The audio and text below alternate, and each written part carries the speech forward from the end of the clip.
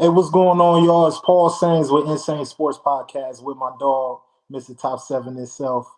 Hey, Wiggs, how you doing, brother? I'm good, man. Good. Hey, it's wild card weekend. Wild card weekend, man. Look, it's gonna be an early one on Saturday. Just so y'all Browns fans, I know y'all should know what day we playing, but don't get confused waiting around on Sunday and miss the game, man. Please don't. Hey, so Please the don't. game coming on Saturday. Before we get started, if this is your first time, make sure you subscribe to the channel, like, and press that notification button so you don't miss an episode. And again, this is Insane Sports Podcast. We're getting started today. And my first question for you is, how do you feel about this team going into the playoffs, man? When we talked last episode, I told y'all like, man, the only team I'm worried about is the Houston Texans because I know C.J. Stroud. Being a Ohio State fan, we know how he get down. And if anybody watched him on Saturday, they saw first play of the game when he passed the ball how he get down. So I'm a little worried about C.J. Stroud.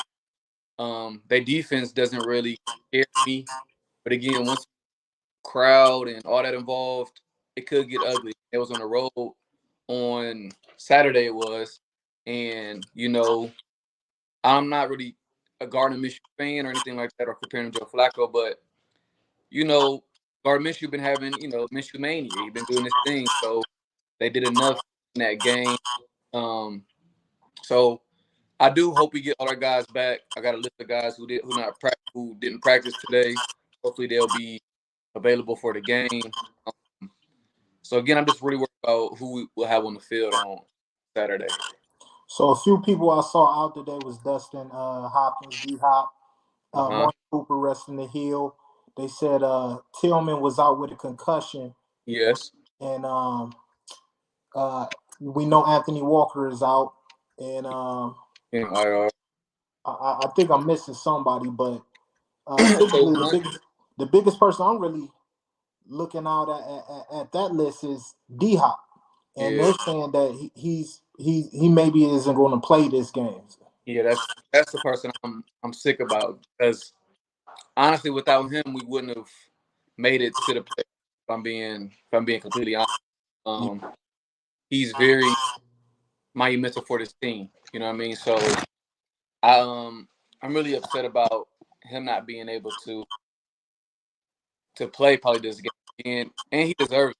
You know what I mean? Just for him alone, like he deserves to be able to play in the playoffs this weekend. But again, Coach Stefanski said he might not play, so or it's not looking good. So yeah, I'm which probably not. which is real big because I was telling a friend of ours, Lionel, that my biggest concern when he asked before the season, what was your biggest concern? It was, do we have a kicker? Mm-hmm. At that time, we was dealing with K York, and I'm like, we can't go into the season with K York. We're gonna lose a lot of games. Man. I believe that the percentage of NFL games that's won is by 3 points, is 30%. Mm-hmm.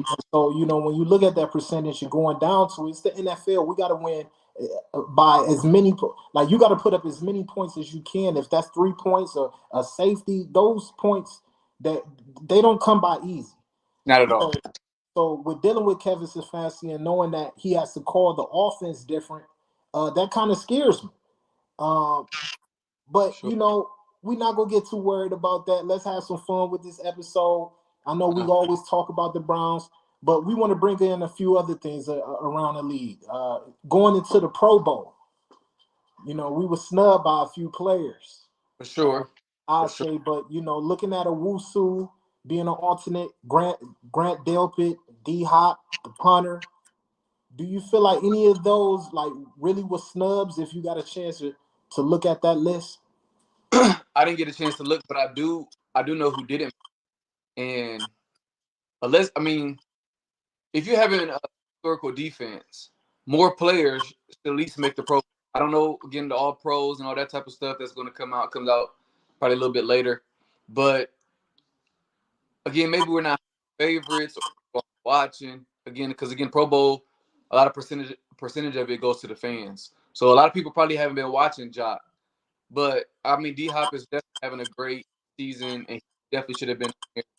But if anybody's been watching our linebacker, number 6, he definitely been playing at a high level. Every time we talk or text, I text, man, he always he jumps off the screen.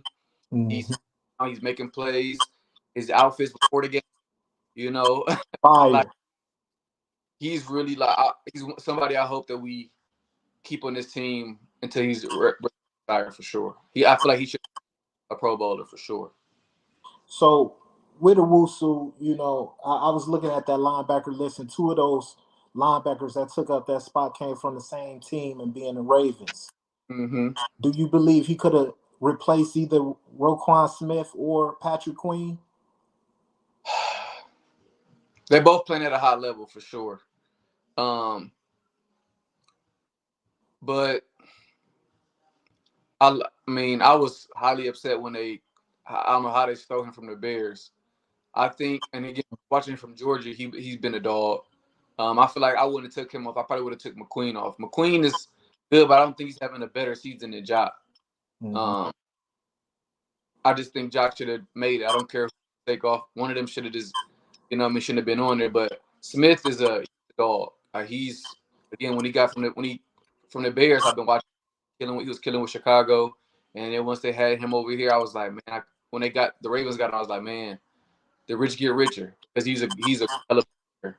But I think this season, Jock is having a better season than Patrick McQueen. Absolutely, I agree there. And one player, as we spoke of before, is D Hop. Now I'm just like, how did he not make it? Like, I don't know. That has to be a Browns thing. And of course, you know the fans vote, and it's a popularity contest. And everybody knows who that guy Justin Tucker is. Mm-hmm. But you know, it was a game that I talked to you, and I was like, you was like, man, I know how the game end. And remember, I was like, we came back. Yeah, it's different. It's different. We got D Hop. I said this is the time that Justin Tucker is going to have to stand on the sideline and watch us kick a game-winning field goal. And to see those roles reversed, I'm just like, man, they definitely snubbed my guy D Hop for Pro Bowl. But I'm not mad at that pick. So you know, going into Defensive Player of the Year, you already know our guy Miles. Do you think he did enough in the season to go ahead and collect that award? If I'm being biased as possible, I will have to give it to that guy, to the guy for the Steelers, unfortunately. Yeah, man. Because even though we know all the pass the run rate and he wins on the blocking rate and all that type of stuff at the highest, those are nice statistics. But to sack the quarterback is one of the hardest things to do because they could throw the ball away, get held, all those type of things. I believe that Miles Garrett is a better player, but I mean, the impact doesn't show statistically either. Like again, just the play when he kept moving around in the tight ends, following him like he was like a cornerback will follow a receiver. It was crazy, like stuff like that. Like his impact to me is more accountable to T.J. Watt, but statistically, like T.J. Watt, I could say deserves as a Player of the Year, unfortunately. Yeah, and I got to agree with you there. I was actually thinking about this today and was just like, dang, man, as much as I don't want to say it, that man over there, he does his thing and he's consistent. And that's your biggest thing, is consistency. Yeah, we talk about that all the time. He 3-time sack leader. Man. 3 times in a row. You can't take that away from him. And one thing I used to say about him was he had that guy from Ohio State down there at D tackle. In the middle. You know what I mean? And that makes a big difference because he's a dog, and I believe he was ranked in like of course he was one of the top 100 players, but you know he's always has a good ranking for sure. And so it's just like he has help over there, got a good defense, but we can't say that we can't not say the same for Miles this year. Now, before we could have probably made that argument, but this year, you know, having one of the number one defenses, you can't sit up there and say Miles didn't have help. It's just him.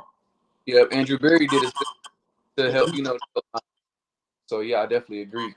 I was looking at Mic'd Up today, and it was just the Cleveland Browns Mic'd Up. It was about an 11-minute video, and I was just looking at like the person that kept popping off the screen was Agbo. Yes. And I'm just like, man, that he was a great addition to the team. Like his motor, he's a different rusher than Smith. So when he's in there, he gives us a different impact. And that's something that I liked in it. So it's just like I can't take it away from Miles. He had help, but I got to give it to that man over there. I don't want to say that team name, but we already know what it is, man. Oh, for sure.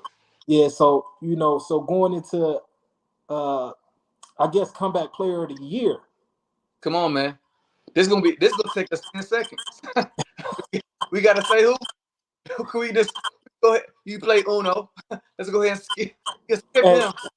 Come on, I feel you. So we all know who's deserving. But it's how do you be the man that came back from the dead, man? Man, listen, come on, man. Like, came back, lost one game, led the team to the playoffs. I think he threw most touchdowns with a new team, like 4 games or something regarding like.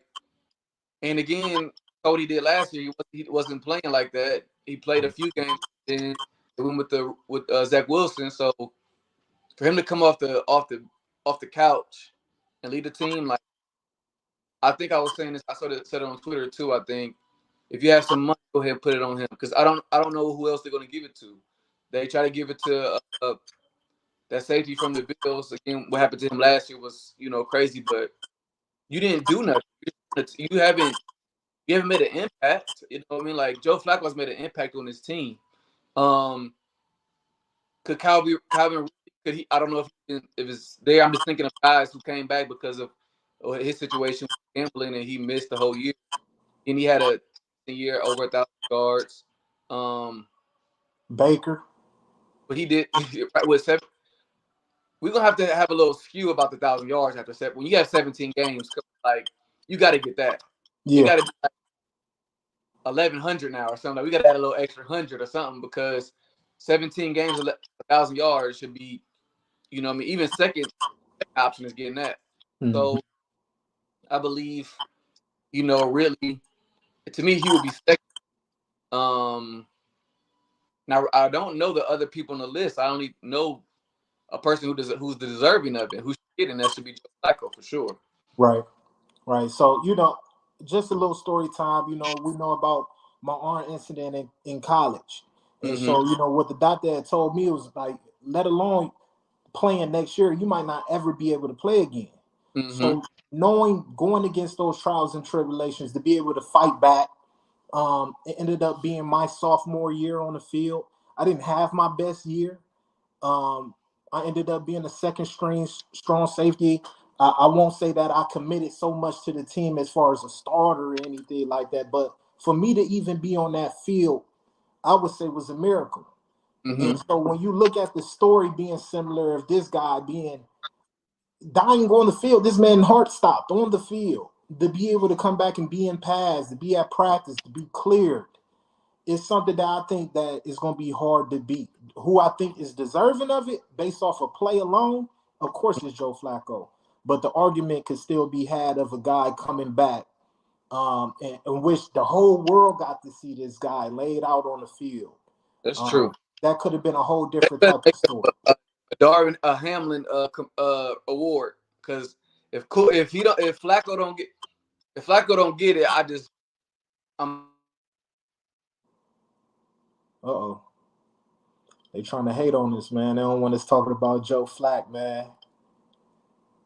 There you go. Where you at, Wiggs? So we're gonna keep it going. Talking about Joe Flacco. If you want to go down in the comments and let us know. There you go. Go down in the comments. Let us know what you think. Who do you believe is more deserving of the player of the year, comeback player of the year? Let us know in the comments. But finish what you were saying. Can you hear me? Can you hear me? Yeah, I hear you. Damn, I can't hear you though. Can't hear me. Somebody called me, man. Dang, man, they messing up the show. See if I can mute and unmute. Can't I can't hear you though, man. Hold on, I'm a Can you hear me? Can you hear me? damn it, man. Can you hear me? There it is. Hopefully I'm gonna try to read your lips. But Hamlin ain't played his whole year. Rookie of the year. So I'm reading your mouth. You said rookie of the year. This is when this the voters. The voters going. We got to see what the voters think. I obviously think that quarterback is a hard position to play. So I will have to go with C.J. Stroud. Again, I'm a little bit biased, but again, that team was down in the dumps. They weren't expecting to be anything this year, and he actually has set the bar for other quarterbacks because most of the time they're like, man, he doesn't have any weapons. He doesn't have, this and it. Nico Collins, if people look him up before, he never had 1,000 yards. We were just talking about receivers. He never had 1,000-yard receiving yards. Tank Dell was a late pick. Not saying that Tank Dell was bad, but he wasn't somebody high on somebody's radar. Schwartz is a good tight end. Again, he doesn't have the names that we know about. For him to go to that team and win a division, with Trevor Lawrence there, everybody loves Trevor Lawrence. With him there, I believe that C.J. Stroud, again with a rookie coach, obviously he's going to take some coach of the year, things away from Stefanski, but I believe that C.J. Stroud is there. I know what that kid did, with the Rams, but again, it's another added game, so he get to get the receiving yard. So I will have to go with C.J. Stroud. So I like C.J. Stroud as the pick. One thing that you can't leave out the name of is Pakua. Pakua for Los Angeles. I can't hear my butt. Pakua for the Los Try to Angeles mute Rams. yours real quick. I'm going to cut you off. Hello? Gosh, man. So Pakua for the Los Angeles Rams went off this season. He did what needed to be done. And as a rookie, I think can't think of his stats right now, but it's just unbelievable what he did his rookie year, especially when you're looking at the LA Rams. They weren't looked at to really do much at all this year. And so, of course, CJ Stroud, quarterback, it's hard to beat out a quarterback for MVP or any type I'm of gonna leave and come award back because that's the quarterback. But, if it was a close second place, I'd be giving it to Pakua. But moving on, man.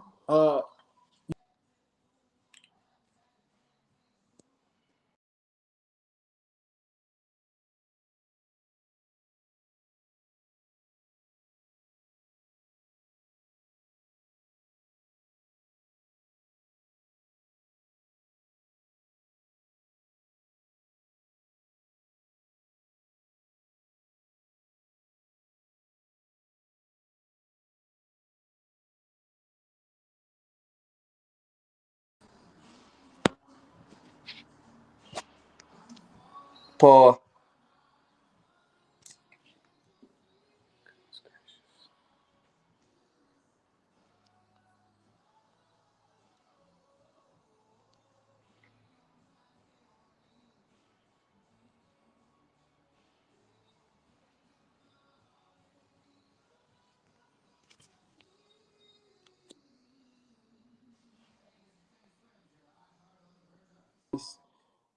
This doesn't usually happen.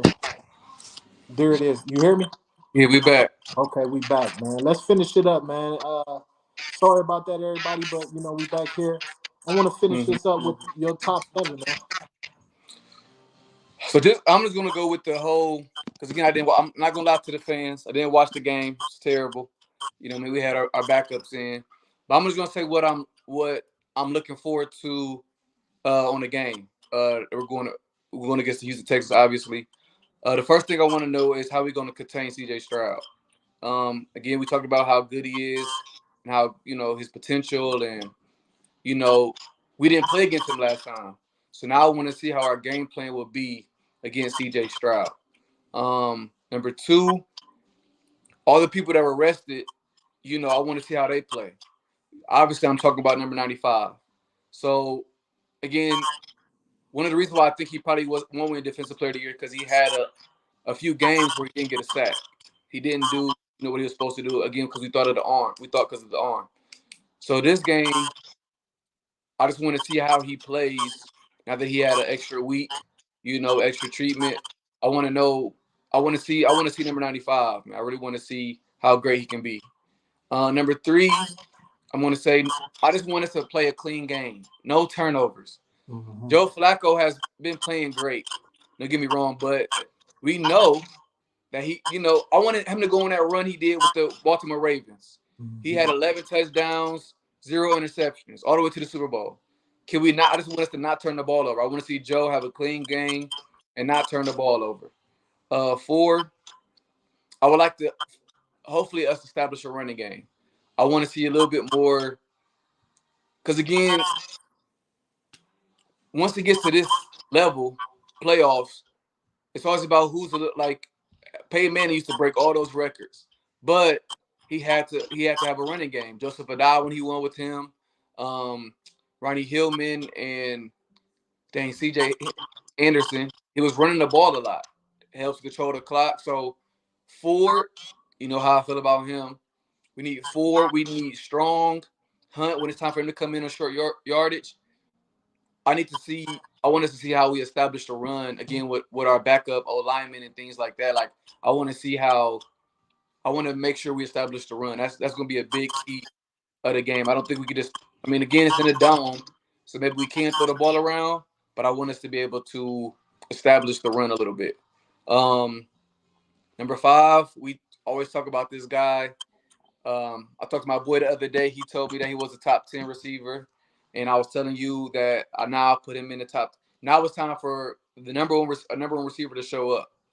I know I said establish the run, but again, when it's time to make timely plays in the passing game, I want to see Coop step up in the postseason. So I'm definitely gonna be watching Coop. I've actually the whole receiving core. Elijah Moore, thank goodness he played last week. I was surprised. Remember we was talking about, man, if he could sit out, let him sit out. Right. But I'm thankfully that he came back. So I definitely would want to see our receiving core. And you don't like Tillman because I don't say you don't like him, but he does have things where he quits on routes where he's not. He's just a rookie. Yeah, and he does again. These quarterbacks are throwing on anticipation. Every time you're not going to be wide open, so he has to understand. Like I need you to be in a spot. You know what I mean? So hopefully he doesn't have too many rookie mistakes. Again, playoffs is not the time to be, having rookie mistakes. Number 6, he's been doing great with Joe Flacco, and I gave him credit last week. So I want to see I want to see our tight end. I want to see that slam. I want to see I need to see that. So hopefully I want to see David Njoku get established early. If he get established early, that'll open up a lot of things for the receivers on the outside. And again, just basically what I'm saying, we need to use our weapons on offense. Right. And have a clean game. I want Joe Flacco and our weapons to have a clean game. And number 7, I just hope that whoever our kicker may be, that you go get whatever tips you need from Hopkins. You ask wear his shoe. I don't care what you need to do, but if it comes down to the last second kick, I just hope that it's a 35, 37-yard field goal and we could get it done. Because I do think it's going to be a close game. I think it's going to be a close game. Obviously, it's the playoffs. We're on the road. Again, our defense doesn't travel very well. So I would like for us to I saw Jock, he said everybody intensity is high. It's not just a regular game. He said people are texting each other when they see something on film that's new. People are coming in earlier, leaving later. So I hope again that our defense again is locked in. This is going past the 7. I'm just what I'm hoping for this game. But I do hope our kicker is ready to keep the legacy going. You know what I mean? Hope we keep the legacy going, and I just hope we come away with a dub this week. So just to piggyback off of your top 7, my biggest concern is the kicker. One Okay. thing I am happy about is that we're in Houston. We're not on Lake Erie, Man. Lake Erie, because that'd be a whole different ball game. Because the only kicker I've seen since Phil Dawson has kind of figure it out is our guy. Mm-hmm. And so, it's not easy to kick at home. So the dome is definitely going to be a advantage for us as well. Mm-hmm. And I, of course, everybody that you say, I'm not really worried about Coop. I believe in Coop. He love Coop. I think he's going to come ready to play. Mm-hmm. If it's anything, it's that line. That line going to have to step up. For sure. So I need the line to step up. And one thing that, I don't think people are really talking about is going against Houston. Who has they really going against that you like that they tested that tested them this year? And going back and trying to remember who that they played, or the only people I can remember is the Bengals. And I didn't think watch they might have beaten the Steelers, if I'm not mistaken. Okay. It might have. But then again, like the Steelers barely made it and stuff like that. So it's like, we're going to be their best competition thus far. For sure. And so I want to see CJ Stroud go out there and respond to the best defense in the league. I want to see what he does when he's getting pressure, because we're going to blitz that man. I don't really see people trying to get to the quarterback as much. And especially with what we do, I don't think it's a receiver on that team that's going to create separation away from our 3 DB. Especially since Tank Dell not like it's. First of all, Denzel Ward, he didn't see Collins before. Facts. You know what I mean? We play when House. I don't even want to talk about that team up north. Yeah. But when we played them, and then when we was on top of the mountain, Denzel Ward, again, like you said, I don't see no receiver that scared me. I don't see no receiver that scared me over there. So, he's gonna have to be. He's gonna be on his game. Again, is he capable? Absolutely. But he haven't seen Myles Garrett. He hasn't seen much before. So, again, this was a short episode today. Again, sorry for, some of the difficulties that we went through. Thanks for bearing with us. I want to get your score prediction. How we looking coming out this game? I said it's going to come down to a field goal. So I'm going to give us, I'm going to say 27-24. We be close, man. I got 28-22. What you got it at? 28-22. Okay. Yeah, write that score down for me. All right. Yeah. I got it. So that's it. That's it for today, man. I know it was a quick episode. We're going to hop back on here. And exactly how everybody should be feeling. Excited. I hope you all get through this week. Mm-hmm. Have a great freaking Tuesday. Enjoy your day. Forget that team up north. Man. I didn't even want to discuss them. You didn't. But it is what it is, man. I appreciate you getting on here today. I see you, Desmond, 28-17. I like Hopefully that's the Browns way. I like that score a lot. Yes, sir. So, hey, man, good talking with you, brother. I'll catch you on the next one, man. All right, man. There it is. Yes, sir.